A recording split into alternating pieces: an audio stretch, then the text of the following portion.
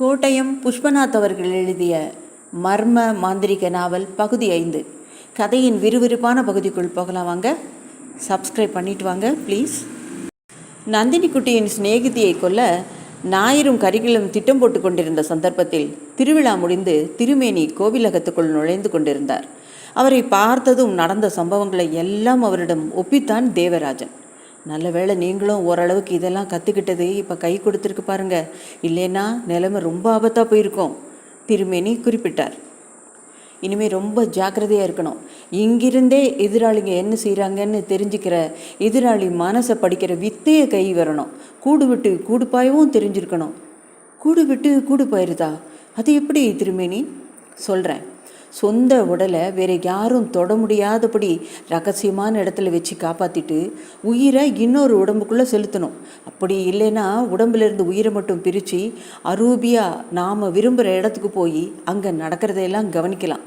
இது கொஞ்சம் கஷ்டம்தான், ஆனால் பிரம்மச்சாரியம் அவசியம். அப்பாவை கொண்ட அந்த துரோகியோட குடலை உருவி மாலையாக கழுத்தில் போடுற வரைக்கும் என்னால் எந்த பெண்ணையும் தொடாமல் இருக்க முடியும். பிரம்மச்சாரியங்கிறது எனக்கு ஒரு பிரச்சனையே கிடையாது. உங்களுக்கு அந்த அளவு தைரியம் இருந்தால் இந்தாங்க அதுக்கான ஆரம்ப பாடங்கள். முதல்ல இதை முழுசாக படித்து புரிஞ்சுக்கங்க. பிறகு சுவத்தில் ஒரு வட்டம் வரைஞ்சிக்கங்க. நடுவில் ஒரு கருப்பு புள்ளி வச்சு கண்ணிமைக்காமல் அதையே ஊனி பாருங்கள். அந்த கருப்பு புள்ளி பெருசாகி வட்டத்தையே நிறைச்சி அது ஒரு பெரிய கருப்பு வட்டமாகும். பயிற்சியை இடைவிடாமல் தொடர்ந்தீங்கன்னா அந்த வட்டம் அக்கினி வட்டமாக மாறும். அப்படி ஒரு பக்குவம் வந்துட்டால் தேவராஜனால் இங்கிருந்தே எதிராளிங்க வீட்டில் என்ன நடக்குது அப்படிங்கிறத தெரிஞ்சுக்க முடியும். விஸ்வாமித்திரரோட தவத்தை கலைக்க மேனகை வந்த மாதிரி எத்தனையோ மோகினிகள் வருவாங்க, கவனம். அதுலெல்லாம் நான் ஏமாந்துட மாட்டேன் திருமேனி, அது உறுதி. அதை இந்த சுவடி மேலே சத்தியம் பண்ணி சொல்கிறேன். சரி, ஒரு நாளைக்கு 1 மணி நேரம் வீதம் 7 நாள் 7 மணி நேரம் மனசை அலைப்பாய விடாமல் தியானம் பண்ணுங்க. அதுக்கு நடுவில் அங்கே ஏதாவது நடந்துச்சுன்னா அதை நான் பார்த்துக்கிறேன். அதையெல்லாம் தடுக்கிறதுக்கான வித்தை எங்கிட்டே இருக்குது. திருமேனி அங்கிருந்து புறப்பட்டார். தென்னை ஓலையிலிருந்து ஒரு ஈர்க்கி ஒன்றை உடைத்து எடுத்து அதை உதட்டை ஒட்டி பிடித்தபடி ஏதோ ஒரு மந்திரம் ஓதினார். வில்லிலிருந்து பாயும் அம்பு போல அந்த ஈர்க்கி பாய்ந்து செல்வதை தேவராஜன் பார்த்தான். அது லட்சிய இடத்தை அடையும் போது வேறு வடிவத்துக்கு மாறும். அதாவது அழகான ஒரு பொண்ணா தற்சமயம் அங்கே நடக்கிறதையெல்லாம் அவளே பார்த்து நமக்கு தகவல் சொல்லுவாள். ஆனால் இது தற்காலிகம்தான், நிரந்தரமாக தொடர முடியாது. கரிக்குளும் சாதாரணமானவர் கிடையாது. விஷயம் புரிஞ்சிடுச்சுன்னா வெறும் கண்ணாலேயே இதை எரிச்சிடக்கூடியவர். அவரும் வித்தக்காரராச்சே. அதற்கு 2வது நாள் மலையுச்சியில் இருந்த தேவி கோயிலில் தேவராஜன் சாமி கும்பிட போனான். ஒவ்வொரு மாதத்தின் முதல் தேதியென்று விடாமல் தொடர்ந்து வரும் ஒரு சடங்காக அதை செய்தான். கருவறையை வலம் வந்து கண்களை திறந்தபோது எதிரே நின்று கொண்டிருந்தாள் நந்தினி குட்டி. இன்னைக்கு வருவீங்கன்னு எனக்கு தெரியும், மிகவும் தாழ்ந்த குரலில் சொன்னாள். எப்போ என்னை கூட்டிகிட்டு போக போகிறீங்க? அவள் கேட்டாள். நேரம் வரட்டும். உங்கள் அப்பா பத்திரப்படுத்தி வச்சிருக்கிற யானை தந்தத்தை அந்த வீட்டிலேருந்து வெளியே கொண்டு வர்ற வரைக்கும் எனக்கும் எங்கள் அம்மாவுக்கும் ஆயுசு பலம் இல்லைன்னு உனக்கு தெரியுமே. அது அங்கே இருக்கிற வரைக்கும் ஒவ்வொரு வினாடியும் மரணம் எங்களை பின்தொடர்ந்துக்கிட்டே தான் இருக்கும். உனக்கு நான் வேணும்னா அந்த யானை தந்தங்கள் ஆற்றை தாண்டி இந்த பக்கம் வந்தே ஆகணும். என்ன சொல்கிறேன்? என் உயிரே அந்த முயற்சியில் போகிறதா இருந்தால் கூட நான் உங்களுக்கு உதவ தயாராக இருக்கேன். ஆனால் அந்த கரிக்குளும் அந்த பிசாசுகளும் வீசி இருக்கிற வலையை கடந்து உங்களால் எப்படி அதுக்குள்ளே வர முடியும்னு தெரியல. நீங்கள் நடுமுற்றத்துக்கு வர உதவின மரக்கிளையை வெட்டினது மட்டும் இல்லாமல் அதை வேரோடு பிடுங்கி விறகாக்கிட்டாங்க. இனிமேல் நீங்கள் வரதானா நான் தான் கதவை திறந்து விடணும். அதை திறந்தா ஊரையே கூட்டுற மாதிரி சத்தம் போடுற மாதிரி கதவுல மணிகள் கட்டியிருக்காங்க. அப்படியா? உண்மைதான். ஒரு கதவுல மட்டும் இல்லை, வீட்டில் இருக்கிற மொத்த கதவுலையும் அப்பா 6 மணிகளாக பொருத்தியிருக்கார். எந்த ஒரு மணி அசைஞ்சாலும் அவருடைய அடியாட்கள் கத்தியோட பாஞ்சி வருவாங்க. ஓஹோ, அப்படி ஒரு ஏற்பாடை செஞ்சிட்டாரா? வர அமாவாசை அன்னைக்கு நான் ஏதாவது ஒரு கதவு கிட்ட நிற்பேன். அது எந்த கதவுன்னு அப்புறமா சொல்கிறேன். நந்தினி, நேரமாச்சு, வாங்க போகலாம். அழகான பெண் ஒருத்தி அழைத்தாள். யார் அவ? தேவராஜன் கேட்டான். அவள் பேர் உன்னீரி, யானை பாகனோட பொண்ணு. அவள் பக்கமாக திரும்பி இதோ வந்துவிட்டேன் என்று குரல் கொடுத்தாள். வரட்டுங்களா? போயிட்டு வா. அங்கிருந்து மறைவது வரையில் தேவராஜன் அவர்களை பார்த்து கொண்டே இருந்தான். தேவராஜன் கண்டிப்பாக வருவான் என்று அவளுக்கு தெரியும். ஆனால் அவன் எந்த முறையில் இந்த வீட்டுக்குள் கால் எடுத்து வைப்பான்? நந்தினி யோசித்து கொண்டே இருந்தாள். நந்தினியின் வீட்டுக்கு வந்து சேர்வதாக உறுதியளித்த தேவராஜன் தனது வீட்டுக்கு திரும்பினான். நந்தினி குட்டி சொன்ன தகவல்களை அம்மாவிடம் சொன்னான். மகன் சொன்னதை கேட்டு ஈஸ்வரியம்மாள் யோசனையில் ஆழ்ந்தாள். அன்றொரு நாள் சேக்குட்டியுடன் தேவராஜன் போய்விட்டு பத்திரமாக திரும்பியது கூட தேவதைகளின் அருளால் தான். அதுவும் அவருக்கு தெரியும். நடுமுற்ற பகுதியை நோக்கி நீட்டு கொண்டிருந்த மரத்தையும் இப்போது வெட்டியிருக்கிறார்கள். எல்லா கதவுகளிலும் மனைகளை வேறு பொருத்தி இருக்கிறார்கள். தங்களை அழிப்பதற்காகவே அவன் பாதுகாத்து வரும் யானை தந்தங்களை கைப்பற்ற தேவராஜன் வருவான் என்பது அந்த துரோகிக்கு தெரியும். இல்லாவிட்டால் அவன் புத்தி இப்படியெல்லாம் வேலை செய்திருக்காது. ஏற்கனவே வஞ்சகத்தில் தேர்ந்த காவல்காரர்கள் மணி சத்தத்தை எதிர்பார்த்து கொண்டே இருப்பார்கள். அவர்களை பற்றியும் ஈஸ்வரி அம்மாவுக்கு தெரியும். எனவே தேவராஜன் மிகவும் எச்சரிக்கையுடன் நடந்து கொள்ளாவிட்டால் ஆபத்து தான். தேவராஜா, நீ போய் பேப்பரையும் பென்சிலையும் எடுத்துகிட்டு வா. அந்த வீட்டோட அமைப்பை நீயே வரைகிற மாதிரி நான் உனக்கு சொல்லித்தரேன். தேவராஜன் பேப்பர் பென்சிலுடன் அம்மாவின் அருகே வந்து அமர்ந்தான். அவர் ஒவ்வொரு பகுதியையும் தெளிவாக சொல்ல சொல்ல தேவராஜன் மிகவும் கவனமாக அதை வரைந்தான். அன்னைக்கு நீ நடுமுற்றத்தில் இறங்கி நந்தினியோட அறைக்கு போனியே, அதுதான் இது. அதாவது வடக்கு மூலை மரக்கிளை வழியாக அன்னைக்கு நீ உள்ளே இறங்கினதுனால உனக்கு சுலபமாக இருந்துச்சு. இன்றைக்கி நிலைமை 1-2 கோட்டைகளை தாண்டி நீ உள்ளே போக வேண்டியிருக்கும். வடக்கு திசையில் தென்படுற இந்த வாசல் நேராக சமையல் அறைக்கு போகும். பெரும்பாலும் யாரும் கவனிக்காத பகுதி இதுதான். என்ன இருந்தாலும் இன்னொருத்தரோட உதவி இல்லாமல் அதுக்குள்ளே நுழையிறது சாத்தியமே கிடையாது. அந்த சமையலறை வாசலை நந்தினி குட்டி திறந்து கொடுத்தா மிச்சத்தை நீயும் சேக்குட்டியும் சேர்ந்து நிறைவேற்றணும். எனக்கு தெரிஞ்சு வேறு வழியே இல்லை. நந்தினி திங்கக்கிழமை கோயிலுக்கு வரதா சொல்லியிருக்காம்மா. அன்றைக்கி நான் இந்த விஷயத்தெல்லாம் சொல்லிடுறேன். அது போதும். எல்லாத்தையும் 1-2 உறுதி பண்ணிவிட்டு அப்புறமா செஞ்சால் போதும். ஓரளவுக்கு மகேஸ்வரன் நம்புவதிலையும் நமக்கு இந்த விஷயத்தில் உதவுவார். நானும் அந்த நம்பிக்கையில் தாம்மா இதெல்லாம் பண்ணுறேன். அன்று மாலை நேரத்தில் சூரியன் மேற்கு புற தென்னை மர ஓலைகளுக்குள் சாய்ந்து நிழல் பரப்பிய போது தேவராஜனின் வீட்டுக்கு முன்னால் தெற்கு வாசல்படியில் ஒரு பிரகாசம் மாதிரி ஸ்ரீதேவி வெளிப்பட்டாள். என்ன விஷயமா? ஈஸ்வரி அம்மாள் கேட்டார். அதை சொல்லிட்டு போகிறதுக்கு தான் வந்திருக்கேன். இன்றைக்கி காலையிலேருந்து முன்ன பின்ன பழக்கமில்லாத 2-3 பேர் அந்த பக்கத்துலேயே சுற்றிக்கிட்டு இருக்காங்க. வாட்ட சாட்டமான ஆளுங்க. நான் என்ன நினைக்கிறேன்னா அவங்க பிரச்சனை பண்ணுறதுக்காகவே வந்திருக்கிறதா தான். அதை கேட்டதும் ஈஸ்வரி அம்மாவின் நெற்றி சுள்ளி வடைந்தது. அவருக்கு ஓரளவு விஷயம் புரிந்தது. அப்படின்னா மாத்தாண்டன் தம்புரான் சொல்லி அனுப்பின ஆளாக தான் இருக்கணும். பகல் நேரத்தில் வந்து நோட்டம் போட்டுட்டு ராத்திரி நேரத்தில் உள்ளே நுழைஞ்சு பிரச்சனை பண்ணுறதுக்கு தான். தேவராஜா, நீ கொஞ்சம் இப்படி வா. இதை சொல்கிறதெல்லாம் கேட்டில்ல? ஸ்ரீதேவி சும்மா வரல. அங்கே எதுவும் நடக்க போகுதுன்னு தான் சொல்ல வந்திருக்காங்க. அப்படின்னா என்ன செய்யலாமா என்று அம்மாவின் முகத்தை பார்த்தபடியே கேட்டான். தயக்கமே வேணாம்ப்பா. பின்வாங்கிறது ஒருபோதும் சரியில்லை. தம்புரானுக்கு எந்த விதமான ஆபத்தும் ஏற்படக்கூடாது. இந்த முள் திரும்ப திரும்ப காலில் குத்துனா தூக்கி எறிய வேண்டியது தான். எப்படி இருந்தாலும் எத்தனை நாளைக்கு தான் இப்படி கண்ணாமூச்சி விளையாடிட்டு இருக்கிறது? ஒரு கட்டம் வரை தாங்கலாம். முடியாத பட்சத்தில் வேறு என்ன தான் பண்ணுறது? சரிம்மா, அப்போ நாங்கள் கிளம்புறோம். ரொம்பவும் லேட்டாகிடுச்சு இல்லைங்களா? நீங்கள் துணைக்கு வரும்போது எனக்கு என்ன பயம்? நீங்கள் துணைக்கு வருவீங்கன்னு அப்பாவுக்கு தெரியும். திரும்பி நீ எங்கேயும் போகலையே? இல்லை, அங்கே தான் இருக்கார். சற்று தொலைவு சென்றபோது 6-7 பேர் கூட்டமாக சென்று கொண்டிருப்பது தெரிந்தது. எல்லாரும் ஓரளவுக்கு உயரமானவர்களாக இருந்தார்கள். பஸ் வந்து நிற்கும் இடத்திலிருந்து வந்தவர்களாக தெரிந்தார்கள். ஊருக்கும் புதியவர்களாகவே தென்பட்டார்கள். தேவராஜனும் ஸ்ரீதேவியும் கோவிலகத்தின் தெற்கு வாசல் படியை கடந்து முற்ற பகுதியை அடைந்த போது தம்புரான் சாய்வு நாற்காலியில் சாய்ந்து படுத்திருந்ததை கவனித்தார்கள். உன்னை நினச்சிதாம்மா கவலைப்பட்டுக்கிட்டே உட்காந்துருக்கேன். ஏமா இவ்வளவு நேரம்? ஒன்றும் இல்லைப்பா, அவங்க அம்மா கிட்ட பேசிகிட்டு இருந்தேன்னா நேரம் போகிறதே தெரியல. அதுக்கு பிறகு அவங்க தனியாக அனுப்ப மாட்டாங்கன்னு தெரியும். சொல்லிவிட்டு வீட்டுக்குள் நுழைந்தாள். உட்காருங்க தேவராஜன். தேவராஜன் அங்கு போட்டிருந்த தடுக்கில் அமர்ந்தான். ஸ்ரீதேவி எல்லாத்தையும் சொல்லியிருப்பாளே? சொன்னாங்க. அதுவும் மட்டும் இல்லாமல் புதுசாக 4-5 பேரை நானே என் கண்ணால் பார்த்தேன். அப்படின்னா என்னோட யூகம் சரிதான்னு சொல்லுங்கள். ஆமாம், உண்மைன்னு தான் தோணுது. அப்போ 2ல் 1 பார்த்துடலாம். நீங்கள் தனியாக வந்திருக்கீங்களே, சேக்குட்டியையும் கூட்டிகிட்டு வந்திருக்கலாமே. சேக்குட்டி எங்கள் வீட்டில் இருந்தே ஆகணும். அங்கேயும் எந்த நேரத்துலேயும் விரும்பத்தகாத சம்பவங்கள் நடக்கலாம். நாயர் எப்படா தொல்லை கொடுக்கலான்னு நேரம் பார்த்து காத்துட்ருக்கார். நிஜம்தான். நான் அந்த விஷயத்தையே மறந்துட்டேன். உண்மையில் இப்போ உங்களுக்கு எதிராளிகள் 2 பக்கம். முதலாவது உங்கள் தாய் மாமா, 2வது என்னோட தம்பி. எதிரிகள் இருக்கிறது எப்போதும் நல்லது தான். நமக்கும் ஒரு விழிப்புணர்வு இருக்கும். இதுக்காகலாம் நான் பயப்பட போகிறதே கிடையாது. அப்போ உங்களுக்கு உதவுறதுக்காக நம்ம ஆளுங்க யாரையாவது வேணும்னா கூப்பிட்டுக்கங்க. வேண்டாம், உங்கள் குடும்ப சண்டையில் வெளியாளுங்களை வந்து கலந்துக்க சொல்கிறது நல்லதில்லை. அது வீணான பேச்சில் கொண்டு போய் விட்டுரும். வேறு என்ன பண்ணுறது தேவராஜன்? எதுவும் வேண்டியதில்லை.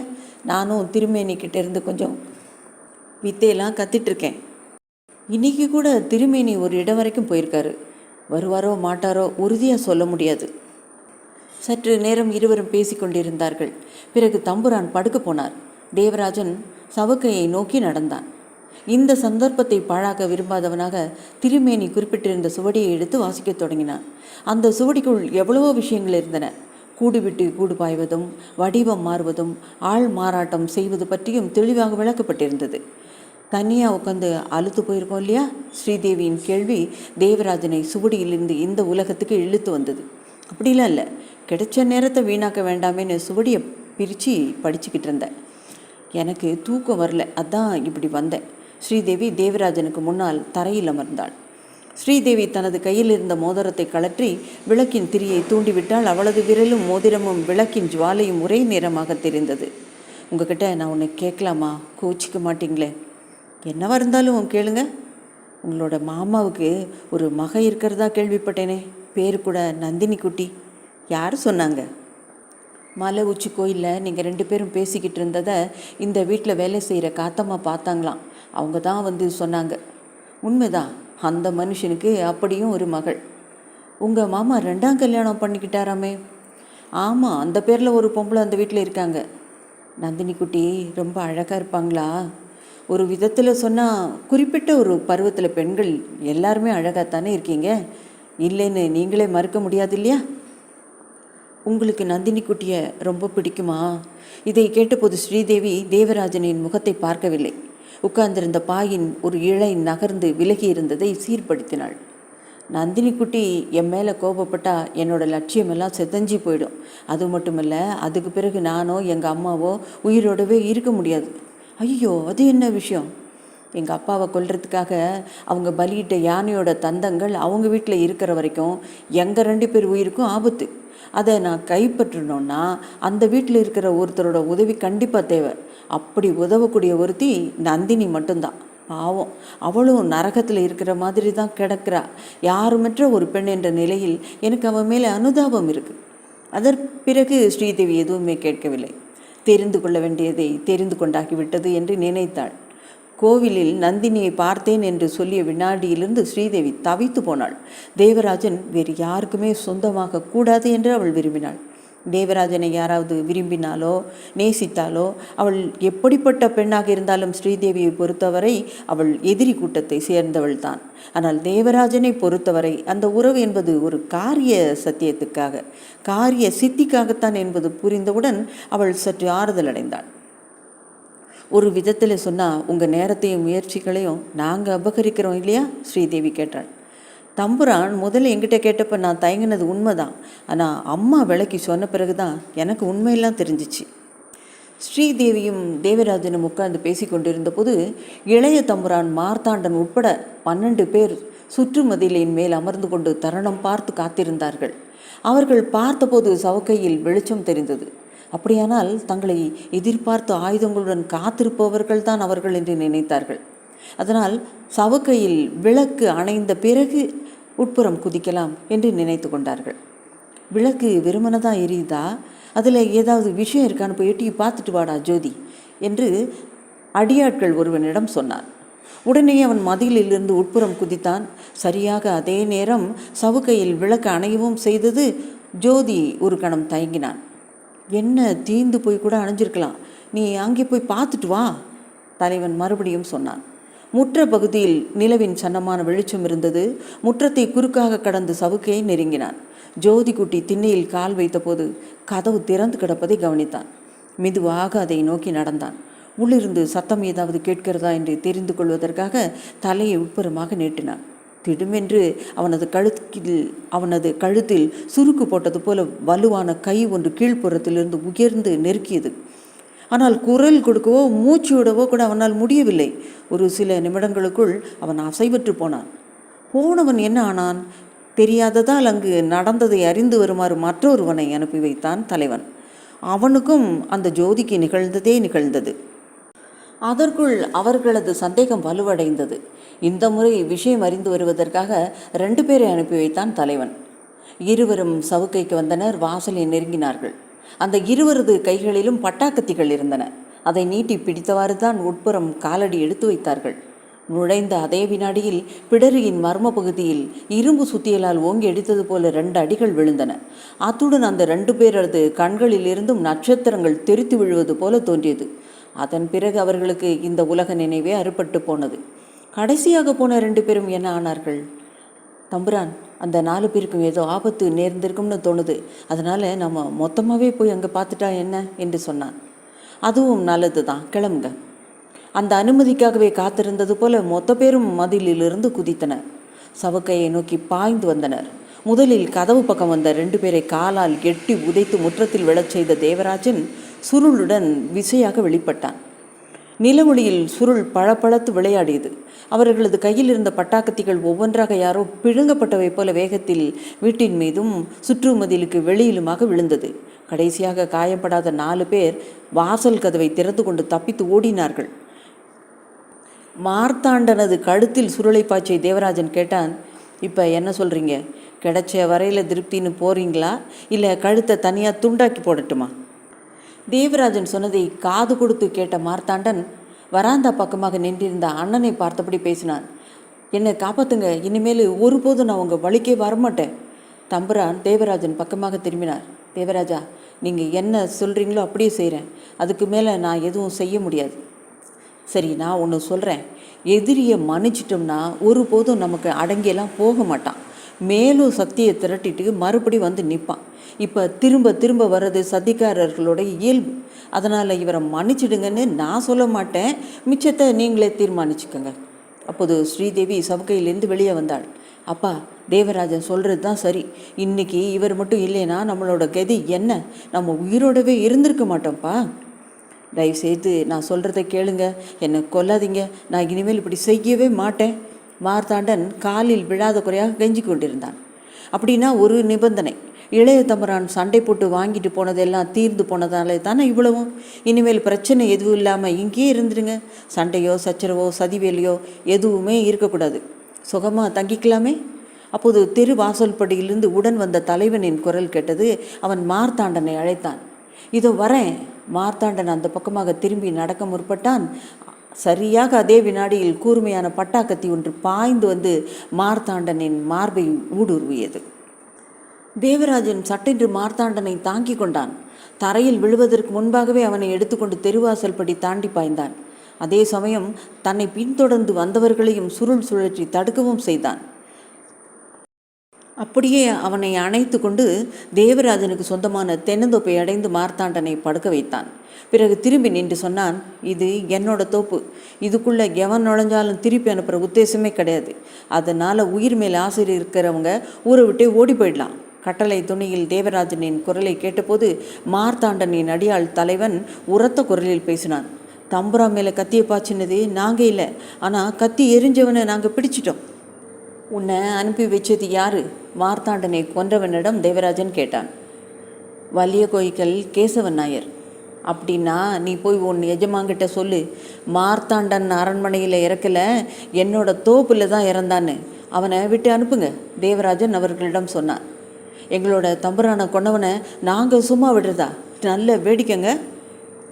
தம்புரானோட உடம்பை நாங்கள் எடுத்துகிட்டு போகிறோம், இவனையும் அனுப்பிடுங்க அவனை, அடியாள் தலைவன் உத்தரவிட்டான். அவனை பிடித்திருந்தவர்கள் குண்டு கட்டாக தூக்கி தென்புறமாக வீசி எறிந்தார்கள்.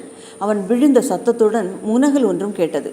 உங்கள் தம்புரானை கொண்டு போகிறது தான் உங்கள் தீர்மானமா? ஆமாம், கொண்டு போகிறோம். தாராளமாக கொண்டு போகலாம். ஆனால் ஒரு விஷயம், இறந்து போயிட்ட தம்புரானோட பேரை சொல்லிக்கிட்டு யாரும் இந்த பக்கம் தலையை காட்டக்கூடாது. மீறி வந்துட்டா மேற்கொண்டு நடக்கிறதுக்கு நான் பொறுப்பில்லை. மார்த்தாண்டனை சுமந்து கொண்டு அவர்கள் புறப்பட்டார்கள். பாஸ்கரா, முதல்ல நான் குளிக்கணுமே, வாங்க போலாம்.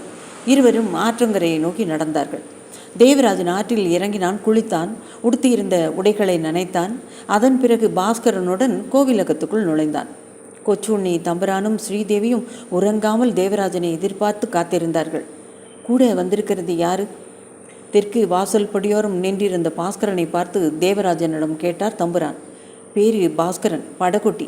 எனக்கு ரொம்ப நெருக்கமானவர். இப்போ கூட இவர் தான் எனக்கு உதவி செய்தார். அப்புறம் ஏன் அவர் அங்கேயே நின்றுட்டார்? உள்ளே வர சொல்லுங்க. பாஸ்கரா, உள்ளே வாங்க. தெரு வாசல் படி தாண்டி உள்ளே வந்தான் பாஸ்கரன். பந்தத்தை அணைத்து விடையை வைத்த பிறகு முற்ற பகுதிக்கு வந்தான். நீங்கள் போயிட்டு வந்ததை பற்றி எதுவுமே சொல்லலையே? தம்புரான் கேட்டார். நீங்கள் அப்பாவுக்கு தானமாக தந்த தென்னந்தோப்பில் மார்த்தாண்டன் இறந்து போயிட்டார். என்ன, மார்த்தாண்டன் இறந்து போயிட்டானா? ஆமாம், அவரை கொலை செஞ்சவன் கேசவன் நாயரோட கையாள். அவன் எதுக்காக மார்த்தாண்டனை கொல்லணும்? அதோட பலன் கேசவன் நாயருக்கு கிடைக்கணும்னு தான். இந்த இடத்துல இப்படிப்பட்ட மரணம் ஒன்று நடந்தால் அந்த பகுதியை அசுத்தமாயிடும் இல்லையா? அதுக்கு பிறகு இங்கே அவர் விருப்பப்படி எதையும் செய்ய முடியும். இதுதான் அவரோட நோக்கம். கொன்னவனை பிடிச்சிட்டிங்களா? பிடிச்சிட்டோம். ஆனால் எதிராளி நினச்சது நடக்கலைங்கிறத அவர்கிட்ட சொல்ல சொல்லி அவனை திருப்பி அனுப்பிட்டோம். அப்போது மார்த்தாண்டனோட உடம்பு கூட வந்தவங்களே கொண்டு போயிட்டாங்க. நீங்கள் இனிமே இதை பற்றி கவலைப்படாதீங்க. நடக்கிறதெல்லாம் நடந்தாச்சு. இனிமேல் நிம்மதியாக படுத்து தூங்கலாம். நீங்கள் ஒரு யுகமே முடிஞ்சு போனது மாதிரி இருக்குது. உண்மைதான். இனிமேல் நான் நிம்மதியாக தூங்க போகிறேன், தம்புரான் சொன்னார். எனக்கும் கொஞ்சம் நிம்மதியாக இருக்குது. என்ன அப்படி சொல்கிறீங்க? இனி என்னோட தேவையும் தம்புரானுக்கு அதிகமாக தேவைப்படாது இல்லையா? புரியல. வேறு ஒன்றும் இல்லை. இனிமே என் அப்பாவை கொண்டவன் பக்கமாக நான் முழு கவனம் செலுத்தலாமேன்னு தான். இது வரையில் நான் என்னை பற்றி மட்டுமே நினச்சிட்டு இருந்ததுனால பரமு நாயரோட எதிராளியை மறந்தே போயிட்டேன். உண்மையிலே இப்போ ஆறுதல் அடைய வேண்டியது நீங்கள் தான். அதுக்காக நான் எந்த விதமான உதவியும் செய்ய தயாராக இருக்கேன். பணமோ இல்லை வேறு எப்படினாலும். எனக்கு வேண்டியதெல்லாம் திருமேனி இங்கே இருக்கணுங்கிறது தான். அவரால் எனக்கு ஆக வேண்டியது நிறைய இருக்குது என்று தேவராஜன் பதிலளித்தான். திருமேனி இங்கே தங்குறதுல எனக்கு எந்த விதமான ஆட்சேபனையும் இல்லை. மாறா சந்தோஷந்தான். தேவராஜன் விருப்பப்படியே நான் செய்வேன். அப்போ நான் இப்போ வீட்டுக்கு போகலாம் இல்லையா? தேவராஜன் கேட்டான். நாளைக்கு நீங்கள் மறக்காமல் வரணும். உங்ககிட்ட நான் சில விஷயங்கள் பேச வேண்டியிருக்கு. தேவராஜனும் பாஸ்கரனும் அங்கிருந்து ஒன்றாக கிளம்பினார்கள். தென்னந்தோப்பை தாண்டியதும் பாஸ்கரன் வலதுபுறமாக திரும்பினான். தேவராஜன் வீட்டுக்கு வந்து சேருவது வரையில் அம்மாவும் சேக்குட்டியும் உறங்காமல் இருந்தார்கள். என்ன இவ்வளோ நேரம்? உனக்காகத்தானே காத்துட்ருக்கோம். அங்கே நடந்ததை எல்லாம் தேவராஜன் விவரித்தான். இருவரும் வியப்பு மாறாமல் கேட்டுக்கொண்டிருந்தார்கள். நடந்தது ஒரு வகையில் நல்லது தான். என்ன சொல்கிற சேக்குட்டி? உண்மைதான், சேக்குட்டி ஆமோதித்தான். இனிமேல் தேவராஜன் தன்னுடைய வேலையை பார்க்கலாம். நானும் அப்படிதாம்மா நினைக்கிறேன். மேற்கொண்டு தாமதிக்கவே கூடாது. தொடர்ந்து வந்த நாட்களிலெல்லாம் மேற்குறிப்பிட்ட மூவருமாக சேர்ந்து கேசவன் நாயரின் வீட்டுக்குள் நுழைவது குறித்து ஆலோசனை நடத்தினார்கள். அம்மா சொன்ன பல யோசனைகளையும் சேக்குட்டி மறுத்தான். அம்மா, நீங்கள் அங்கேருந்து வந்த பிறகு நிறைய மாற்றங்கள் செய்திருக்காங்க. இப்போ திடீர்னு அப்படியெல்லாம் நுழைஞ்சிட முடியாது. சுற்றியும் காவக்காரவங்க வேறு, தெருவாசலையும் காவல் இருக்குது. அதனால் வெளிமுற்றத்தில் இறங்குறதுனால எந்த விதமான பிரயோஜனமும் கிடையாது. நடுமுற்றத்தில் இறங்கினாதான் ஏதாவது பண்ண முடியும். வீட்டுக்குள்ளேருந்து நந்தினி குட்டி கதவை திறந்து விட்டால் சுலபமாக உள்ளே போயிடலாம். ஆனால் மணிகளை கட்டி தொங்க விட்டுருக்கிற கதவை அவங்க எப்படி திறக்க முடியும்? மூவரும் இதுவரை அதை பற்றி யோசிக்கவே இல்லை. கடைசியில் சேக்குட்டி தன் கருத்தை சொன்னான். ஒரு யோசனை தோணுது. வடிஞ்சி போகாத அளவுக்கு அரிசி மாவை கிளறலாம். அதை ஒரு பையில் போட்டு எடுத்துகிட்டு போகணும். ஒவ்வொரு மணியோட நாக்கையும் உள்புறமாக அரிசி மாவால் ஒட்டிடணும். தேவைப்பட்டால் காகிதத்தையும் பயன்படுத்தலாம். ஒரு கதவில் குறைஞ்சது 9 மணியாவது இருக்கும். 9 கட்டங்களாவது இருக்கும். ஒவ்வொரு கட்டத்துலேயும் பித்தளை குமிழ் இருக்கும். அதனால் மணியை பொருத்திருப்பாங்க. எத்தனை மணியாக இருந்தாலும் இதே மாதிரி செஞ்சுட்டா போகுது. சேக்குட்டியின் யோசனை தான் நல்லது என்று மற்றவர்களுக்கும் தோன்றியது. இதுக்கப்புறம் நந்தினியோட உதவியும் கிடைச்சா நம்ம நோக்கம் சுலபமாக நிறைவேறிடும். அவளை நிச்சயமாக நம்பலாம். ஆனால் அவள் அந்த மாதிரி செயல்பட முடியாமல் போகலாம். அதனால் அதுக்கும் வேறு ஏதாவது மாற்று ஏற்பாடு நம்ம யோசிச்சுட்டு தான் போகணும். நாளைக்கு திங்கக்கிழமை நந்தினி கோயிலுக்கு வருவா. நான் இதை பற்றி அவகிட்ட பேசி பார்க்குறேன், தேவராஜன் சொன்னான். சொன்னபடியே மறுநாள் கோவிலில் நந்தினி குட்டியை சந்தித்தான். ஏன் வரல நீங்கள்? அதுக்குள்ளே கோவிலகத்தில் சில பிரச்சனை, அதனால் வர முடியல. அவர்கள் இருவரும் பேசி கொண்டிருந்த போது உன்னேறி ஒதுங்கி நின்று கொண்டிருந்தாள். இதெல்லாம் அங்கேயும் பேசிக்கிட்டாங்க. பாச்சு பிள்ளை யாரையோ குத்தி கொண்டுட்டு தான் பேசிக்கிட்டாங்க. அப்போ கத்தி எரிஞ்சவர் பேர் பாச்சு பிள்ளையா? அவர் இப்போ எப்படி இருக்கார்? கெட்டிக்கார மனுஷன். கொஞ்ச நாள் சர்க்கஸில் வேலை பார்த்தாராம். வெறும் சத்தத்தை கேட்டு சரியாக கத்தி எறிவாராம். இதை கேள்விப்படும்போது அவரை உயிரோடே விட்டு இருக்க வேணாம்னு தோணுதே. உங்ககிட்ட அகப்பட்டாரா? ஆமாம். நல்ல சந்தர்ப்பத்தை விட்டுட்டீங்க போங்க. ஒளிஞ்சிருந்த அம்பு எறிதலையும் கெட்டிக்காரர். எல்லாம் சர்க்கஸ் பயிற்சி தான். ஆனால் கோண புத்திக்காரன். சமீபத்தில் தான் அப்பா அவரை கூட்டிகிட்டு வந்தார். அப்படின்னா அவங்ககிட்ட ரொம்ப ஜாக்கிரதையாக இருக்கணுமே. ராத்திரியெல்லாம் தூங்க மாட்டார். காலடி சத்தம் கேட்காம போன மாதிரியே நடப்பார். பாச்சி பிள்ளை ஒரு கேள்விக்குறியாக தேவராஜனுக்கு முன்னால் உயர்ந்து நின்றார். அன்றைக்கு பார்த்தபோது அவர் எப்படிப்பட்டவர் என்பது புரியவில்லை. அங்கேயே அவரையும் தொலைத்து கட்டி விட்டிருந்தால் இந்த அளவுக்கு கவலைப்பட வேண்டி இருந்திருக்காது. இனி எப்படியும் அவருடன் மோதியே தீர வேண்டும். அந்த தரவாட்டில் அதிகமாக கவனிக்கப்பட வேண்டியவர் இவர்தான் இப்போது. நந்தினி, உங்கள் வீட்டு சமயக்கட்டில் கதவுல கூடவா மணி பொருத்தப்பட்டிருக்கு? ஆமாம், 9 மணிகள் இருக்குது. சேக்குட்டி சொன்னது சரிதான். அந்த மணிகள் சத்தம் போடாமல் இருக்க நான் ஒரு யோசனை சொல்லி தரட்டுமா? சொல்லுங்க. நந்தினி காதை கூர்மையாக்கி கொண்டாள். அரிசி மாவில் களி கிண்டி அதை மணியோட நாக்கில் தடவிடணும். அதுக்கு பிறகு ராத்திரி நேரத்தில் நான் வரும்போது கதவை திறந்தா மணிகள் சத்தம் போடாது. ஓ, அப்படியே பண்ணிடுறேன். நந்தினி, இப்படி செஞ்சிட்டேங்கிறது எனக்கு எப்படிமா தெரியும்? நல்ல கேள்வி. சமயக்கட்டை ஒட்டி வெளியில் வளர்ந்துருக்கிற செம்பருத்தி செடியில் நான் ஒரு துண்டை விரித்து காய போடுறேன். அப்படி போட்டிருந்தா நீங்கள் சொன்னதை நான் செஞ்சிட்டதான் அர்த்தம். நல்ல யோசனை தான். நந்தினியும் உன்னீரியும் கோவிலிலிருந்து கிளம்பினார்கள். உன்னீரி தெரு வாசல்படி அருகில் வந்து நந்தினியிடம் விடை பெற்று கொண்டு திரும்ப முற்பட்ட போது வாசுதேவ கரிகள் அவளை கவனித்தார். இப்படி வாமா. அவர் அவளை அருகில் அழைத்தார். கரிகளின் உருவத்தையும் முகபாவத்தையும் பார்த்த உன்னீரி பயந்தே போனாள். மேற்கு பக்கத்தில் இருக்கிற சின்ன அறையை சுத்தம் பண்ண உங்கள்கிட்ட சொல்லி காரணவர் என்னை அனுப்பியிருக்கார். அதை கேட்டதும் அவள் திகைத்தாள். ஆமாம்மா, பெரியவர் சொன்னார். பக்கத்தில் இருந்த பாச்சி பிள்ளையும் ஆமாம் போட்டார். மாலை நேரமாகி இருந்தது. என்னம்மா முழிச்சுக்கிட்டே நிற்கிற, உள்ளே போமா, மிரட்டல் குரலில் சொன்னார். அதை கேட்ட உன்னீரி குட்டி பயந்தாள். பிறகு தானிய அறையை நோக்கி நடந்தாள். அப்போது படிப்புரை கூரையின் மீது படர்ந்திருந்த மல்லிகை கொடியிலிருந்து பூ பறித்து கொண்டிருந்தாள் நந்தினி குட்டி. உன்னீரி அந்த பக்கமாக செல்வதை நந்தினி கவனிக்கவும் செய்தாள். ஆனால் எதற்காக போகிறாள் என்று கேட்கவில்லை. அந்த வீட்டில் வேலைக்காரர்களும் அவர்களது குழந்தைகளும் பல்வேறு வேலைகளுக்காக அங்குமிங்கும் செல்வதை அவள் கவனித்திருக்கிறாள். உன்னிரி ஒட்டடை நிறைந்த தானிய அறைக்குள் நுழைந்து நீளம் கூடிய குச்சியின் நுனியில் கட்டிய துடைப்பத்தின் உதவியால் சுத்தம் செய்து கொண்டிருந்த போது கரிக்கில் ஒரு விளக்குடன் அங்கு வந்தார். அங்கு அவரை பார்த்ததும் அவளது பயம் அதிகமாகியது. நீ ஏம்மா பயப்படுற? நான் பொம்பளைங்களெல்லாம் தொடரவனே இல்லை, பிரம்மச்சாரி. என்ன மாதிரி ஆளுங்களுக்கு அதெல்லாம் கூடாது, கரிக்கில் கூறினார். அதை கேட்டிலும் அவருக்கு சற்று ஆறுதலாக இருந்தது. அப்படியானால் அவர் எதற்காக அறைக்குள் வந்திருக்கிறார்? இருப்பினும் அவள் பாட்டுக்கு தன் வேலையை செய்து கொண்டிருந்தாள். கரிக்கிளின் கண்கள் அவளது ஒவ்வொரு அசைவையும் தொடர்ந்து கண்காணித்து கொண்டே இருந்தது. அந்த அறையை சுத்தமாக்கிடுமா, இனிமேல் நான் இங்கே தான் தங்கணும், என்னோட பூஜையை எல்லாம் இந்த அறையில் தான் செய்ய போகிறேன், கரிக்கிள் பேசினார். அந்த நேரத்தில் அங்கு வந்து சேர்ந்திருக்கும் வாசுதேவ கரிகளின் நோக்கம் இன்னதென்று அவளுக்கு தெளிவாக தெரியாவிட்டாலும் அவர் புனிதமான ஒருவர் என்பதும் இந்த வீட்டு எஜமானரே அவரை பார்த்து பயப்படுகிறார் என்பதும் அவளுக்கு தெரியும். ஊருக்குள் யாரை பார்த்தும் தலை குனியாத வலிய கோயில் கேசவன் நாயர் வாசுதேவ கரிகளை வணங்கி உபசரிப்பதை அவளே நேரடியாக பார்த்திருக்கிறாள். எனவே அவள் அவரை ஒருவிதமான பயம் கலந்த பக்தியுடன் தான் அதுவரை பார்த்தாள்.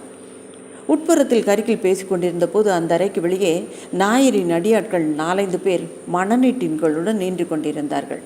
கரிகளின் உத்தரவு கிடைத்ததும் எண்ணெயை ஊற்றி அந்த தானிய அறையையே கொளுத்தி விடுவது அவர்களது திட்டம். எந்த நிமிடமும் அதற்கு தயாரானவர்களாக இருந்தார்கள். அந்த அறைக்கு பக்கத்தில் உள்ள மற்றொரு அறையை சுட்டிக்காட்டிய கரிகள், அதோ அந்த அறையையும் சுத்தமாக்கிடு, இந்த விளக்கு என்று அவளிடம் கொடுத்தார்.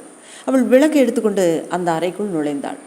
உடனே கரிகள் வெளிப்புறத்திலிருந்து கதவை இழுத்து சாத்தி தாழ்பால் போட்டார்.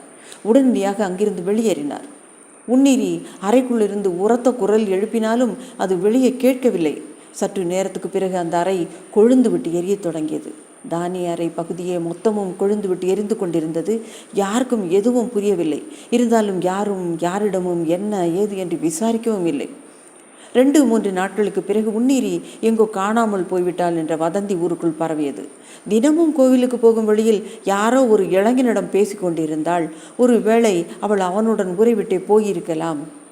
இப்படியாக செய்தியை வெளியிட்டார்கள். 6 பெண் குழந்தைகளின் தகப்பனான யானைப்பாகன் பரமுநாயர் மகள் காணாமல் போனதற்காக வருத்தப்பட்டதாகவோ விசாரிக்கவோ முற்படவில்லை. அவர் கேள்விப்பட்ட செய்தி உண்மையாக இருந்தால் மகள் எங்காவது நிம்மதியாக வாழட்டும் என்று மனதுக்குள் நினைத்து கொண்டார். 1-2 வாரங்கள் கடந்தன. அதற்குள் தேவராஜன் 3 முறை கேசவ நாயரின் வீட்டுக்குள் நுழைய முயற்சி செய்தான். ஆனால் அதெல்லாம் பலனற்று போயின. காரணம், வீட்டை சுற்றி காவலாளிகள் இரவு முழுவதும் காவல் இருந்தார்கள். சேக்குட்டியுடன் இதை பற்றி தேவராஜன் கலந்து ஆலோசித்தான். இவ்வளவு பலமான காவல் உள்ளபோது அவர்களை ஏமாற்றிவிட்டோ மோதியோ அதற்குள் நுழைவது சாத்தியம் கிடையாது என்று சேக்குட்டி சொன்னான். ஈஸ்வரி அம்மாவும் ஆமோதித்தார். சரி, இப்படியே நாட்கள் கடந்து கொண்டிருந்தால் என்ன ஆவது? உடனடியாக ஏதாவது மாற்று வழி கண்டே ஆக வேண்டும். தேவராஜன் அம்மாவிடமும் சேக்குட்டியிடமும் சொன்னான். அப்போ என்ன பண்ணுறது? அரண்மனையில் தங்கியிருக்கிற திருமணி கிட்ட தான் யோசனை கேட்கணும். அவர் மனசு வச்சார்னா காரியம் கச்சிதமாக முடிஞ்சிடும். தேவராஜன் வழக்கம் போல மாலை நேரத்தில் அரண்மனைக்கு போனான். சின்ன தம்புரான் மார்த்தாண்டவர்மனின் மரணத்துக்கு பிறகு கோவிலகத்தில் பய சூழ்நிலை மாறிவிட்டிருந்தது. அமைதி நிரம்பியது. தேவராஜன் முன்போல அங்கு பாதுகாப்புக்காக செல்ல வேண்டி இருக்கவில்லை. இருப்பினும் தேவராஜனை ஒரு நாளாவது தம்புரானால் பார்க்காமல் இருக்க முடியவில்லை. தேவராஜன் கோவிலத்துக்கு சென்றபோது தம்புரான் எங்கேயோ வெளியே போயிருந்தார். பட்டணத்துக்கு தான் போயிருக்க வேண்டும். அதே போல திருமேனியையும் காணவில்லை. வாசலில் தாமோதரன் நாயர் உட்கார்ந்திருந்தார்.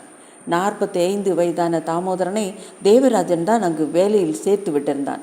தேவராஜன் என்ஜினியரிங் படித்து கொண்டிருந்த போது கல்லூரி கேன்டீனில் சமையல்காரராக இருந்தவர் அவர்.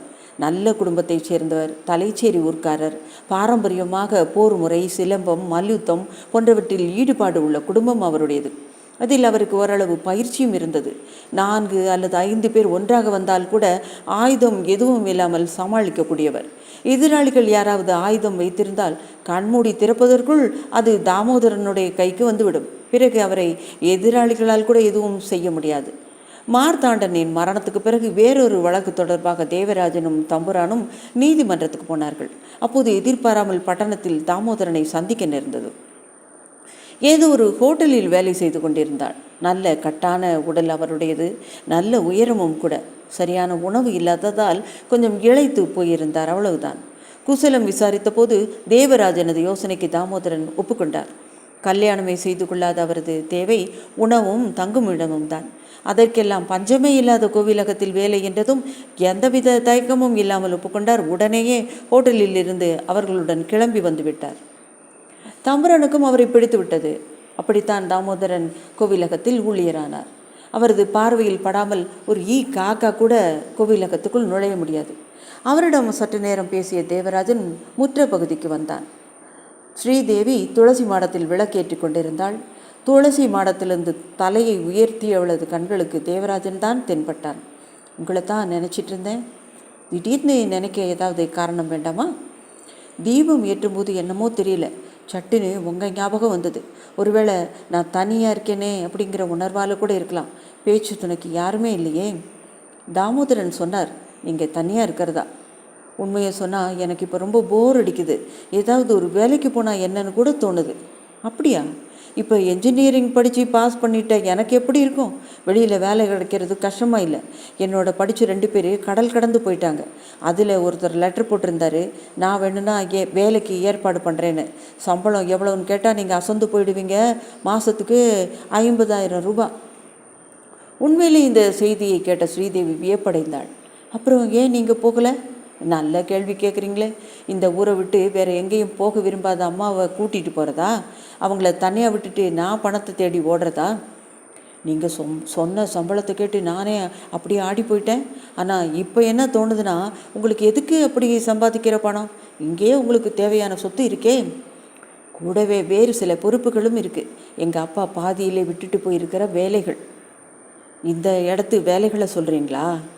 அது மட்டும் சாதாரணமானதான் என்ன? நான் இப்படியெல்லாம் பேசுகிறதுக்கான யோக்கியதையே இந்த இடத்துல தானே ஏற்பட்டுச்சு. இதையெல்லாம் விட்டுட்டு நான் எப்படி வெளிநாடு போக முடியும்? பணத்தை விட கடமை பெருசு இல்லையா? இந்த மாதிரி மனசெல்லாம் கற்பனை கதைகளால் தான் வரும். ஐயோ, பேசிகிட்டு இருந்ததில் நேரம் போனதே தெரியல. உட்காருங்க, வந்துடுறேன். ஸ்ரீதேவி உட்புறம் போனால் தேவராஜன் வராந்தாவில் உட்கார்ந்தார். ஸ்ரீதேவி திரும்பி வந்தபோது அவர் கையில் டீ கிளாஸ் இருந்தது. அதை அவனிடம் கொடுத்துவிட்டு நீல விளக்கில் அருகில் சம்மணம் விட்டு அமர்ந்தாள். உலராத அவளது தலைமுடி சிமெண்ட் தரையில் பரவி கிடந்தது. அப்பா வர்றதுக்கு நேராகுமா என்று கேட்ட தேவராஜனுக்கு ஏதோ சொல்ல நினைத்து வாயெடுத்தாள். அப்போது தெருவாசல் படிக்க முன்புறம் வளர்ந்திருந்த பிரம்மாண்டமான புளிய மரத்தின் கிளையொன்று பயங்கரமான சத்தத்துடன் வாசல் படி மீது விழுந்தது. வாசலில் காவலில் இருந்த தாமோதரன் வீட்டை நோக்கி ஓடி வந்தார். என்னங்க தாமோதரன், அங்கே என்ன ஆச்சு? தேவராஜன் கேட்டான். தைரியசாலியான தாமோதரன் சற்றும் பதட்டப்படாமல் நின்றிருந்தார். அவரது பார்வை தெரு வாசல் மீதே பதிர்ந்திருந்தது. விழுந்தது ஒரு பெரிய கிளைதான். ஆனால் அதுவாக உடஞ்சி விழற மாதிரி தான் தோணுச்சு. காத்தோ சுழலோ எதுவுமே இல்லையே தம்பி. சில சமயங்களில் மரக்கொம்புகள் அப்படி உடையிறது உண்டு. கிளைக்குள்ளே எதுவும் உளுத்து போயிருக்கலாம். இனி நீங்கள் எங்கேயாவது இங்கே படுத்துக்கங்க, அதான் நல்லது என்ற தேவராஜன் ஸ்ரீதேவியை பார்த்தான். ஆமாம், அவர் சொன்னபடியே செய்யுங்க, அதான் நல்லது என்று ஸ்ரீதேவியும் ஆமோதித்தாள். வேண்டாம், நான் அங்கேயே படுத்துக்கிறேன், அங்கே நல்லா காற்று வருது. நான் அப்பப்போ பீடி பற்ற வைக்கிறது உங்களுக்கு அசௌகரியமாக இருக்கும். தாமோதரன் தனது பழைய இடத்துக்கே திரும்பினார். தெரு வாசல் படிக்க ஏதாவது சேதாரம் ஆக்கியிருக்குங்களா? ஆமாம், சின்னதாக ஒரு பக்கம் உடஞ்சிருக்கு. தேவராஜன் அன்று வீட்டுக்கு செல்லவில்லை. சவுக்கையில் இருந்த தேவராஜன் சுவடி ஒன்றை எடுத்து வாசிக்க தொடங்கினான். பள்ளிமனை திருமேனியும் தம்புரானும் அன்று வரவில்லை. தேவராஜன் விளக்கேற்றி வாசித்து கொண்டிருப்பதை பார்த்த தாமோதரன் சற்று கண்ணயர்ந்தார். இருப்பினும் ஒரு மழை துளி விழுந்தால் கூட எழுந்து கொள்வது மாதிரி எச்சரிக்கையுடன் தான் படுத்திருந்தார். ஸ்ரீதேவி அவளது அறையில் நாவல் ஒன்றை வாசித்தவாறே படுத்திருந்தாள். அவளுக்கு உறக்கம் வரவில்லை. காரணம் தேவராஜன் தான். அவள் படித்து கொண்டிருந்த புத்தகம் மிகவும் பழமை வாய்ந்தது. ஒரு பழமை வாய்ந்த குடும்பத்தின் கதை அது. அங்கு இறந்து போனவர்களின் ஆத்துமாக்கள் இருந்தன. அவர்கள் உயிருடன் இருந்தவர்களுடன் தொடர்பு கொண்டிருந்தார்கள். ஓரளவுக்கு வாசித்த போதே அவளுக்கு பயம் வந்துவிட்டது. அந்த பயம் முன்னர் குளத்தங்கரையில் நடைபெற்ற சம்பவத்துக்கு அவளை அழைத்து சென்றது. புத்தகத்தை மூடி வைத்து விட்டாள். விளக்கை அணைத்துவிட்டு படுத்தாள். கடிகாரம் 12 முறை மணி அடித்தது. ஸ்ரீதேவி படுப்பது வடக்கு புறம் இருந்த அறையில். பழைய 4 கட்டு அமைப்பில் கட்டப்பட்ட வீடு என்றாலும் அதில் ஓரளவு மாற்றங்களை செய்திருந்தார்கள். அங்கிருந்து வெளியே வருவதற்கான கதவு ஒன்று கூட பொருத்தப்பட்டிருந்தது. ஸ்ரீதேவி கண்களை மூடியபடி மந்திரத்தை உச்சரித்தவாறு படுத்திருந்தாள். சட்டென்று அந்த கதவை யாரோ தட்டும் சத்தம் கேட்டது. ஒருவேளை பிரமையாக இருக்குமோ என்று நினைத்தவள் அசையாமல் அப்படியே படுத்திருந்தாள். இருப்பினும் அவளது கண்கள் திறந்தே கிடந்தன. மறுபடியும் கதவை தட்டும் சத்தம். கதவை தட்டுவது யாராக இருக்கும்? எழுந்திருக்கலாமா? யோசித்தவாறே படுத்திருந்தாள். யாரது? ஸ்ரீதேவியின் சற்று உரத்த குரல் அந்த மர சுவர்களில் மோதி முழக்கமாக கேட்டது. நான் தான் சுகந்தி வந்திருக்கேன். அவள் மூடி வைத்த புத்தகத்தில் இடம்பெற்றிருந்த ஒரு கதாபாத்திரம் சுகந்தி. அதுவும் இறந்து போனவள். ஒருவேளை நாவலில் தான் படித்த சம்பவங்களின் பின்னணியில் ஏற்பட்ட பிரமையாக இருக்கும் என்று நினைத்த ஸ்ரீதேவி மீண்டும் கண்களை மூடி படுத்து கொண்டாள். ஸ்ரீதேவி, நான் தான் சுகந்தி வந்திருக்கேன், கதவை தர. வெளிப்புறத்திலிருந்து மறுபடியும் குரல். என்ன இது? கற்பனையாக எழுதப்பட்ட நாவலில் இடம்பெற்ற ஒரு கதாபாத்திரம் உயிர் பெற்று வருவதா? என்கிட்ட இந்த விளையாட்டெல்லாம் வேண்டாம் என்று ஸ்ரீதேவி உரத்த குரலில் சொன்னாள். அதே வெறும் கற்பனை கிடையாது, நீங்கள் வாசித்ததெல்லாம் உண்மையாக நடந்தது தான். அங்கிருந்தே சுகந்தியின் பதில் வந்தது. என்ன, நான் வாசித்தது உண்மையாக நடந்த சம்பவமா? கதவை திற. மறுபடியும் குரல் வெளிப்புறத்திலிருந்து ஒலித்தது. மாட்டேன், நான் கதவை திறக்க மாட்டேன். உன்னால் திறக்காமல் இருக்க முடியாது. இனிமேல் இந்த வீட்டில் எங்களால் சுலபமாக நுழைய முடியும். சுகந்தியின் குரல் தெளிவாக ஒலித்தது. ஓஹோ, நீ மறுபடியும் வந்திருக்கியா? அன்னைக்கு நீ எரிஞ்சு போகலையா? ஸ்ரீதேவி அன்று நடந்ததை நினைவில் கொண்டு வந்தாள். நானே அவ கிடையாது, வேற ஆள். சீக்கிரமாக கதவை திற. என்னோட பொறுமையை சோதிக்காத. என்ன வந்தாலும் சரி, நான் கதவை திறக்க மாட்டேன். எந்த ஒரு ஆவியும் அனுமதியின்றி அறைக்குள் நுழைய முடியாது என்று அவளுக்கு தெரியும். அந்த அளவு அவற்றுக்கு சக்தி கிடையாது. எப்படியாவது ஒரு வகையில் நம்மை வசீகரித்து நமது சம்மதத்துடன் தான் உள்ளே வர முடியும். எனவே அவள் கதவை திறக்க முற்படவில்லை. ஆனால் கதவுக்கு வெளியே அப்போதும் யாரோ நின்று கொண்டிருப்பது மற்றும் புரிந்துவிட்டது. அறைக்குள் இருந்து இருட்டு அவளது பயத்தை அதிகமாக்கி கொண்டிருந்தது. எனவே அவள் விளக்கேற்றுவது என்று தீர்மானித்து எழுந்து விளக்கேற்றினாள். அறைக்குள் வெளிச்சம் பரவியதும் சுவரில் மாட்டியிருந்த பரதேவதியான அம்மன் படத்தை தேடினாள். அந்த படமே காணாமல் போயிருந்தது. படம் மாட்டியிருந்த ஆணியை ஊன்றி கவனித்தால் படத்தின் சட்டத்தில் மேற்புறம் பொருத்தப்பட்டிருந்த வளையம் மட்டும் ஆணியில் தொங்கிக் கொண்டிருந்தது. கீழ்ப்புறமாக பார்த்தபோது அந்த படத்தின் சட்டமும் கண்ணாடியும் நொறுங்கி கிடந்தது. அவள் அதை கையில் எடுத்தாள். அந்த படத்தில் இருந்த அம்மன் முகத்தை பார்த்தாள். கண்ணாடியால் தேய்த்தது போல் அந்த பகுதி அழிந்திருந்தது. கடவுளே, என்ன இது? அவள் இதய துடிப்பின் வேகம் அதிகரித்தது. அவள் அந்த படத்தை எடுத்து துடைத்துவிட்டு கொக்கியை பொருத்தி மீண்டும் சுவரில் மாட்டினாள். ஆனால் அது சுவரில் நிற்காமல் பழையபடி கீழே விழுந்தது. கதவை திறக்கிறதா உத்தேசம் இல்லையா? சுகந்தியின் குரல் தெளிவாக கேட்டது. ஆமாம், திறக்க மாட்டேன். என்னோட அனுமதி இல்லாமல் நீ இந்த அறைக்குள்ளே நுழைய முடியாதுன்னு எனக்கு நல்லாவே தெரியும். நீ அங்கேயே நின்றுக்க. ஸ்ரீதேவி அந்த படத்தை கையில் பிடித்தபடி பேசினாள். நீயா திறக்கிறது தான் நல்லது. எச்சரிக்கை தொனிக்கும் குரலில் சுகந்தி சொன்னதும் ஸ்ரீதேவி மெதுவாக வீட்டின் உட்புறம் செல்லும் கதவை திறந்து கொண்டு அங்கிருந்து வெளியேறி தென்புறமாக நடந்தாள். வெளி திண்ணையை நோக்கியிருந்த கதவுக்கு முன்னால் வந்து நின்றாள். திண்ணையில் தாமோதரன் நாயர் படுத்திருக்கிறார். அவரை எழுப்ப வேண்டியது தான், அல்லது சவுக்கையில் படுத்திருக்கும் தேவராஜனை எழுப்ப வேண்டும். அவள் திண்ணைக்கு செல்லும் கதவை திறந்தாள். மெதுவாக வெளிப்புறம் காலடி எடுத்து வைத்தாள். சவுக்கையின் வாசலை அடைந்தாள். அது உட்புறமாக தாழிடப்பட்டிருந்தது. உட்புறம் விளக்கு இல்லாமல் இருட்டாகியிருந்தது. உட்புறம் வெளிச்சமில்லாததால் ஸ்ரீதேவி ஒரு கணம் திகைத்தாள். ஒருவேளை தேவராஜன் தூங்கிவிட்டு இருப்பாரா? இன்றைக்கு என்ன ஆயிற்று? அவன் விளக்கின் அருகில் உட்கார்ந்து சுவடி வாசிப்பதை அவள் பார்த்திருக்கிறாள். ஸ்ரீதேவி கதவின் தாழ்பாலை தட்டினாள். அந்த சத்தம் மொத்த வீட்டிலும் மோதி எதிரொலிப்பதாக தோன்றியது. உடனே அறைக்குள் தீப்பெட்டி உரசும் சத்தம் கேட்டது. வெளிச்சம் பரவியது. தேவராஜன் தான் வந்து கதவை திறந்தான். அவசர அவசரமாக அறைக்குள் துள்ளி பாய்ந்த ஸ்ரீதேவி அவனை கட்டி அணைத்து கொண்டாள். அவனது உடலை இரு கைகளாலும் இறுக்கி பிடித்ததில் அவளது பயத்தின் அளவு தெரிந்தது. என்னங்க ஆச்சு? ஏன் இவ்வளவு பதட்டம்? அவன் அவளை தன் உடம்பிலிருந்து பிரித்து அகற்ற முயன்றான். ஆனால் அவனது முயற்சிக்கு எதிராக அவளது கைகள் அவனை மேலும் மேலும் இருக்கின. நடந்தது என்ன? முதல்ல விஷயத்தை சொல்லுங்க. அதோ அங்கே சுகந்தி நிற்கிறா. ஸ்ரீதேவியின் குரல் திக்கி திக்கி திணறி ஒலித்தது. சுகந்தியா? அது யாரு?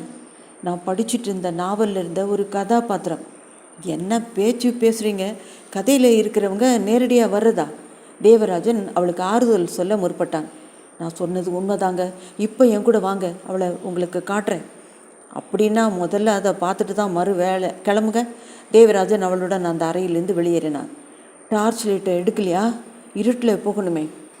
உங்கள் பயத்தை பார்த்து பதட்டத்தில் நான் அந்த விஷயத்தையே மறந்துட்டேன் என்ற தேவராஜன் திரும்பவும் அறைக்குள் நுழைந்த போது அவளும் பின்தொடர்ந்தாள்.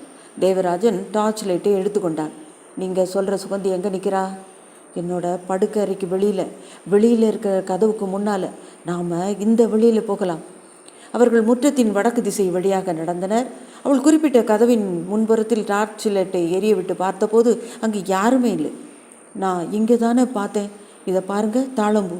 இது இங்கே எப்படி வந்துச்சு? அவள் என்னை கூப்பிட்ட போது தாழம்பூ வாசனையும் வந்துச்சு தெரியுமா? ஸ்ரீதேவி அந்த பூவை எடுத்து நீட்டினாள். அதை வாங்கிய தேவராஜன் சந்தேகத்துடன் பார்த்தான். ஸ்ரீதேவி சொன்னதற்கு இந்த பூ ஒரு ஆதாரம்தான். இந்த பூ எப்படி அங்கு வந்திருக்கும் என்று எவ்வளவு யோசித்தும் அவனுக்கு புலப்படவில்லை. வந்திருந்தவ பேர் சுகந்தி தான் உங்களுக்கு எப்படி தெரிஞ்சிச்சு? அவளே சொன்னான். அப்படியா? நீங்கள் சொல்கிறது எனக்கு புரியல. ஆனால் இதில் ஏதோ ஒரு சூழ்ச்சி இருக்குங்கிறது மட்டும் தெரியுது. இதில் என்னங்க சூழ்ச்சி? ஒரு பெண் இல்லைன்னா ஆவியாக இங்கே வந்திருக்கா. ஏற்கனவே வந்தாலே ஒருத்தி டீச்சர்னு சொல்லிட்டு அந்த பிசாசு மாதிரியான இன்னொருத்தி இவ. ஸ்ரீதேவியின் படுக்கறையில் மாட்டப்பட்டிருந்த அம்மனின் படம் கீழே விழுந்தது சாதாரண சம்பவமாக எடுத்துக்கொள்ள முடியாது. இதற்கெல்லாம் என்ன காரணம்? திருமேனி இங்கே இருந்திருந்தால் இதற்கெல்லாம் ஏதாவது ஒரு பரிகாரம் செய்யலாம். அவரும் இல்லை. மறுநாள் கோவிந்த கனகனை சந்திப்பதென்று தீர்மானித்தான். கோவிந்த கனகனும் சாதாரணமானவர் இல்லை. அப்பாவின் மரணத்தை பற்றி மிகவும் துல்லியமாக சொன்னவராயிற்றே. இப்படி இதையெல்லாம் யோசித்து கொண்டிருந்த தேவராஜன் ஏதோ ஒரு கட்டத்தில் கண் மயங்கி உறக்கத்தில் ஆழ்ந்தான். சட்டென்று ஏதோ சத்தம் கேட்டு திடுக்கிட்டான். அறைக்குள் யாரோ நிற்பது போல தெரிந்தது. ஆனால் அந்த உருவம் தெளிவில்லாதது போல தோன்றியது. தேவராஜன் பள்ளிமனை திருமேனியின் மாந்திரிக சுவடியை எடுத்துக்கொண்டு அந்த உருவத்தை நெருங்கினான். இருப்பினும் அந்த உருவம் கொஞ்சம் கூட அசையவில்லை. மரியாதை சொல்கிறேன், இங்கிருந்து போயிடு, இல்லைனா உன்னை எரிச்சிடுவேன் என்ற தேவராஜன் திரி ஒன்றை எடுத்து ஜெபித்து அந்த உருவத்தின் மீது எரிந்தான். அது பட்டதுமே தெளிவற்ற அந்த உருவம் வாசல் வழியாக வெளிப்புறமாக விரைந்தோடியது. கோவிலகம் அசுத்தமடைந்து விட்டது. இனிமேல் நாங்கள் இதற்குள் சுதந்திரமாக வந்து போகலாம். இப்போ உங்களோட தொல்லையால் நான் போகிறேன், ஆனால் மறுபடி வந்துட்டே இருப்பேன். அவள் என்ன சொன்னாள்? கோவிலகம் அசுத்தமடைந்து விட்டதா? எப்படி? இங்கே யாருமே மரணமடையவில்லை. அப்படியானால் அதற்கான காரணத்தை உடனடியாக தெரிந்து கொண்டே ஆக வேண்டும் என்று தேவராஜன் பரபரத்தான். அதற்கான காரணம் உன்னீரியை கொன்று எரித்த சாம்பல்தான் என்று நமக்கு தெரியும். தேவராஜனுக்கு எப்போது தெரிய போகிறது? மீண்டும் அடுத்த பகுதியில் சந்திக்கலாம். ராஜி ஸ்டோரிஸிலிருந்து உங்கள் நான். நன்றி.